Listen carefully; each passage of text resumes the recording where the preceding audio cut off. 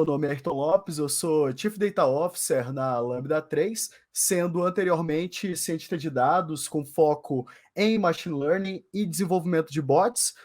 Fui premiado nos últimos 3 anos com Microsoft MVP em Inteligência Artificial e também sou professor de MBA e graduação na FIAP. E hoje, pessoal, nós vamos falar um pouquinho a respeito de Transformers, então essa tecnologia que tem mudado aí como a gente utiliza esses grandes modelos para processamento de linguagem natural. Também vamos estar falando que tipo de IA que é essa, como que a gente pode estar utilizando elas aí nos nossos protótipos, nos nossos projetos. Vamos também falar o que dá para fazer, então sem futurologia, né? O que já está ao nosso alcance. Vamos falar um pouco sobre alguns mecanismos dentro dessa grande área dos Transformers, então vamos falar mais especificamente sobre atenção.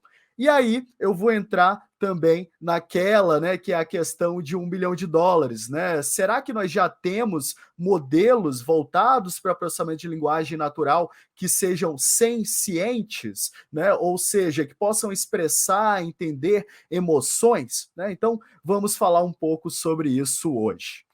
Lembrando, pessoal, que esse aqui é um mundo bastante grande que eu estou tendo que sintetizar aí em poucos minutos, tá? Então, quem tiver mais curiosidade a respeito, vai estar o material também no meu GitHub e você pode pesquisar em outros blogs e lugares especializados nesse tipo de tecnologia, como, por exemplo, o 2-Minute Papers, também lá no Kaggle, né? A gente tem alguns desafios aí voltados para o uso de Transformers e também no Papers with Code.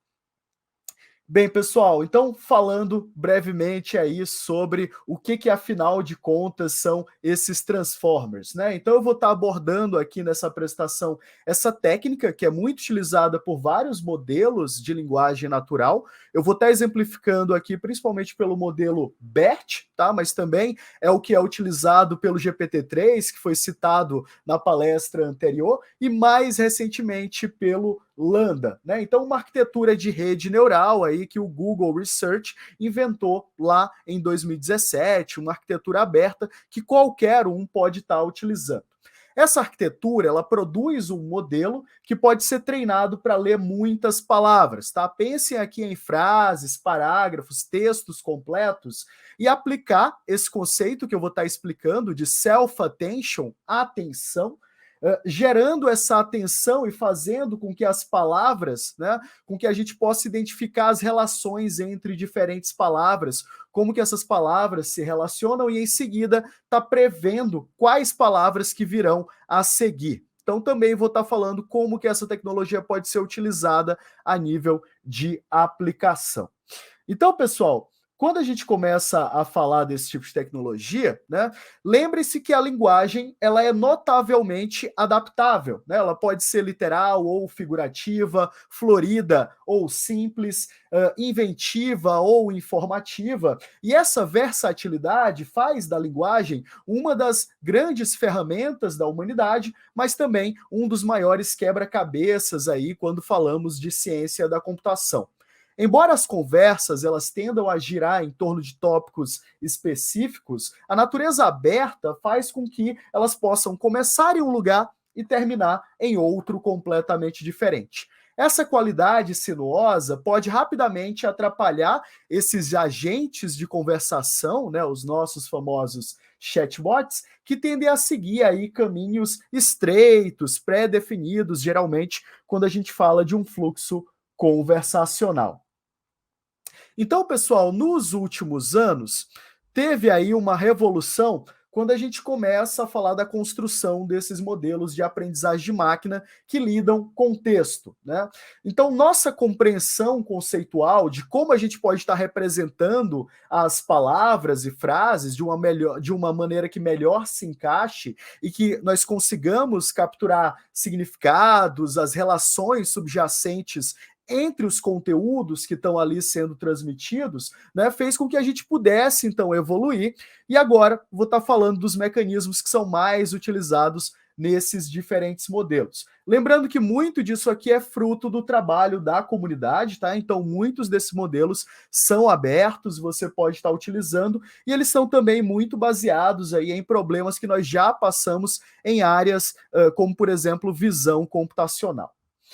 Então, pessoal, um dos marcos mais recentes de desenvolvimento foi o modelo BERT. Então, esse modelo ele quebrou vários recordes do quão bem esses modelos podem lidar com tarefas baseadas em linguagem.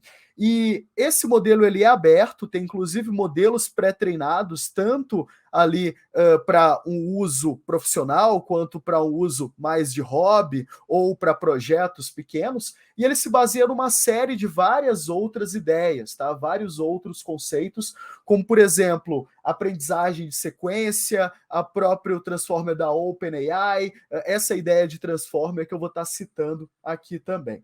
Então, primeiro, eu vou estar falando para vocês algumas das maneiras que a gente costuma utilizar esses modelos, para depois estar entrando na coisa mais técnica e falando, então, a respeito dessa questão, né, se o modelo ele pode ser senciente ou não. Então, pessoal, esses modelos, geralmente, eles vão ser utilizados para classificação textual. Tá? Então, o nosso objetivo, muitas das vezes, é classificar qual a próxima palavra que vai acontecer depois de determinados trechos de texto, ou então a questão, por exemplo, de análise de sentimento, classificação textual em categorias, entre outros problemas bastante comuns na área. Então, no geral, para eu treinar um modelo, eu tenho que pensar nesse tipo de problema como sendo um problema de aprendizagem supervisionado, né? Então, esse modelo ele sempre está precisando de textos pré-classificados, né, para que a gente possa estar inferindo esse contexto, mesmo com uma técnica como essa, né? Então, para um exemplo de um classificador de spam, né, eu teria que ter dados rotulados do que é spam, do que não é spam, e aplicando essa tecnologia eu tenho acesso a essas nuvens de contexto que podem ser utilizadas para classificação, né?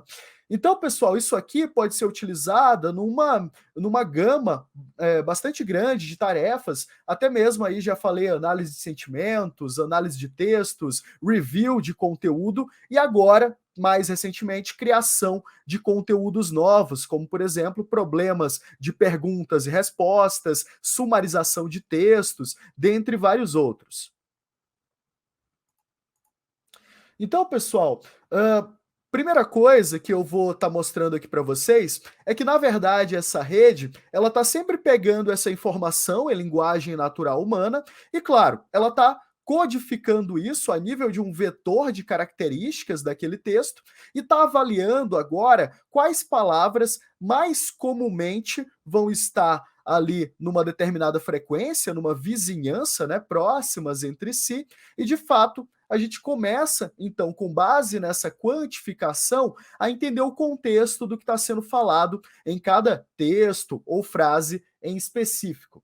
Esses modelos, eles utilizam aí bases em redes neurais, né? Então a gente está falando aqui de redes neurais densamente conectadas, onde uma camada de uma rede neural vai estar alimentando as demais camadas, e a gente vai estar falando também aqui de um mecanismo de atenção, um mecanismo que nos ajuda, então, a pegar essa ideia do contexto a partir dessas diferentes combinações de palavras.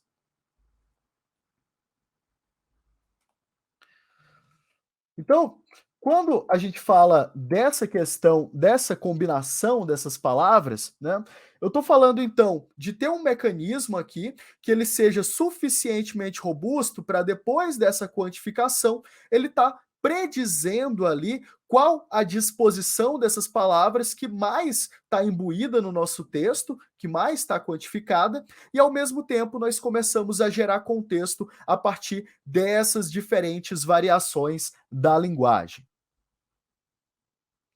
Uma das coisas interessantes, então, pessoal, é como esse codificador ele trabalha nesse texto, né? Cada sequência de palavras ela vai ter de ser entendida, ela vai fluindo como numa pilha, e cada camada vai estar aplicando esse mecanismo de atenção e passando esses resultados do entendimento por meio de uma rede. Então, basicamente, né, a gente está tendo uma rede aqui que ela vai quantificar o seu uso de palavras e ela começa a atribuir o que seriam aí uma predição com base no seu uso, né? O interessante disso, pessoal, é que isso aqui pode ser utilizado para qualquer problema que a gente possa estar falando de sequências de palavras, de sequências de entendimento, tá? Principalmente quando a gente começa a falar de diálogo ou de informação semi-estruturada.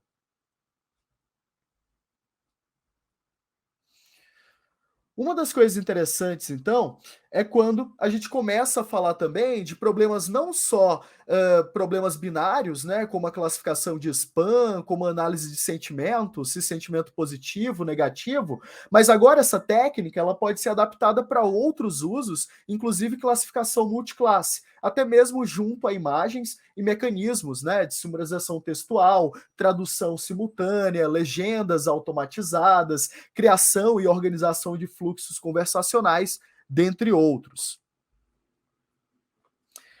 E bem, pessoal, o que é essa tal atenção, né? Trocando em miúdos, é eu pegar aqui algum acesso à informação que eu possa estar lidando, né, com diferenciações entre o uso de uma palavra em contextos diferentes. É a mesma coisa que acontece quando a gente pega lá uma análise de visão computacional, faz a análise de uma imagem.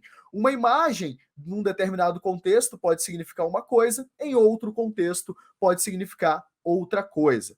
Com relação a texto, ainda mais em linguagens muito ricas, né, você pode ter, então, uma palavra que, com pequenas variações, ou até sem variações, ela pode se transformar ali com relação ao significado do que está constando naquela frase, naquele trecho de texto. Então, pessoal, a ideia por trás do Transformer é aplicar esse mecanismo de atenção de modo que ele vai estar modelando diretamente as relações entre as nossas palavras em uma frase, independente da posição dessas palavras. O resultado disso, então, é lidar com essas palavras como se fossem os nossos tokens, né? E a gente começa a ter uma média ponderada de todas as representações das palavras. Isso é então alimentado a nossa rede, e isso vai gerando ali uma representação dessas diferentes palavras, baseando no que vai estar sendo falado em cada sentença para um cenário específico. É como se eu estivesse pegando as minhas frases e agora eu estou contextualizando de acordo com um determinado cenário. Isso pode ser, inclusive, pessoal, baseado em nuvens de contextos, tá? Então, pessoas que vêm aí da área da biblioteconomia, lidam com ontologias de palavras, elas também já estão cientes do poder que isso tem quando a gente fala de processamento computacional. Essas representações, né, elas são escolhidas por meio desse sistema e com base nisso a gente vai agregando as informações de todas as outras palavras, gerando novas representações. Com isso, então, a gente passa a ter essa informação de contexto muito melhor definida. E isso passa a ser repetido por cada sequência de palavra.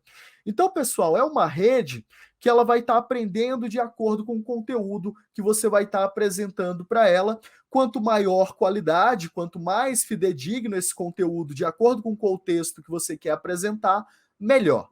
E o grande problema está aí, né, pessoal? Quando lidamos com contexto, quando lidamos com treinamento aberto e mais ainda, treinamento que envolve uma base de dados muito grande. Então, geralmente, problemas menores, como esse de análise de sentimento, é um problema bastante crível, bastante atacado. O problema agora é quando a gente começa a lidar, né, com essa ideia de ciência e essa ideia de que uma IA ela pode se comunicar de fato igual ou de maneira bastante semelhante a um ser humano. Quando, na verdade, pessoal, nós não temos algo sequer próximo disso, tá? A nossa abstração do funcionamento de redes neurais ainda é bastante simplista, tá? Ela não consegue agregar nem somente o funcionamento físico-químico das reações que acontecem no nosso cérebro, que dirá aí o potencial de ter algo semelhante à computação envolvida em todos os cérebros humanos, né? Então, tanto a ciência, né, a questão do ter empatia, saber expressar emoções, quanto a questão de estar próxima do cérebro humano, ainda estão muito longe da realidade. A armadilha, então, da ciência, né, pessoal, é justamente que muitos desses modelos, eles têm sido treinados em diálogos completos, tá? Então, durante o treinamento, eles vão captando aí algumas nuances que são muito similares ao que a gente acreditaria, né, se fazer passar por algo humano, né? Então, basicamente, a resposta a um determinado contexto, ela pode fazer sentido, né, dada uma declaração inicial, dada o escopo da conversa, mas mesmo assim, pessoal, aquele conteúdo, ele ainda é baseado num conteúdo anterior, no qual aquela rede fora treinada. Esse conteúdo, de fato, ele não está sendo construído com base em uma experiência que fora também construída por uma rede anterior, por uma tecnologia anterior. Ou seja, a gente ainda está muito baseado, de fato, naquele conteúdo humano que nós podemos trazer para essas redes, né? Então, pessoal, o pesquisador que trouxe essa ideia de uma IA senciente, a Lambda, né, o Blake Lemoine, ele foi inclusive colocado em licença administrativa depois de via público, né, com essas alegações de ter um modelo de linguagem que pudesse conversar com pessoas e de fato ser senciente, né? Então, em certa altura, né, pessoal, nós temos aí um hype, né, que se parece muito com o que aconteceu quando houve aí a primeira introdução desses modelos, né, como por exemplo com o chatbot Elisa lá nos anos 60, né? Então, pessoal, com essa ascensão da aprendizagem profunda e dessa quantidade maior de dados de treinamento, esses modelos de linguagem, eles vão ficando cada vez mais convincentes na geração de texto que realmente parece ter sido escrito por uma pessoa. Esse nosso progresso recente, ele leva e vai levar a mais alegações aí de que nós temos, de fato, essas tecnologias quase humanas, né? Mas a verdade é que muitos desses cientistas e pesquisadores são vítimas do próprio hype, né? Desse ciclo insaciável por termos, de fato, IAs super avançadas, né? A verdade é que a maioria da imprensa, dos pesquisadores e pessoas que investem em inteligência artificial atualmente acham essas alegações extremamente exageradas, né? Principalmente quando a gente fala aí de superinteligência, cognição humana em máquinas, né? Isso evita com que as pessoas elas estejam de fato discutindo os problemas reais que já estão aí ao nosso redor quando falamos do uso desse tipo de inteligência artificial, como, por exemplo, as questões de colonialismo, né? Então, inteligência artificial que funcionam melhor em determinados contextos, em com determinados perfis socioeconômicos, né? E essa propensão dessas redes, né, em gerarem texto com algum nível de toxicidade, porque afinal de contas, a gente continua repetindo ali bases que muitas das vezes não estão bem estruturadas para o mundo de hoje, né?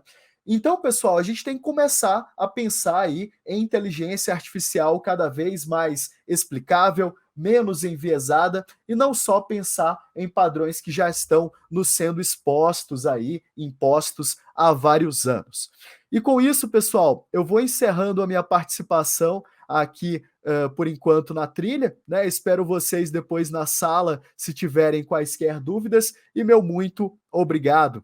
Aqui estão as minhas mídias, né? Então, Ayrton Lopes, tanto no LinkedIn, no Twitter, quanto no Instagram. Sou bastante ativo no Twitter e no LinkedIn. E a gente pode estar trocando aí mais a respeito desses modelos. Também tenho bastante material a respeito de treinamento no meu GitHub, né? Então, se você quiser saber mais a respeito, quiser os primeiros passos aí, estou à disposição. Valeu, pessoal!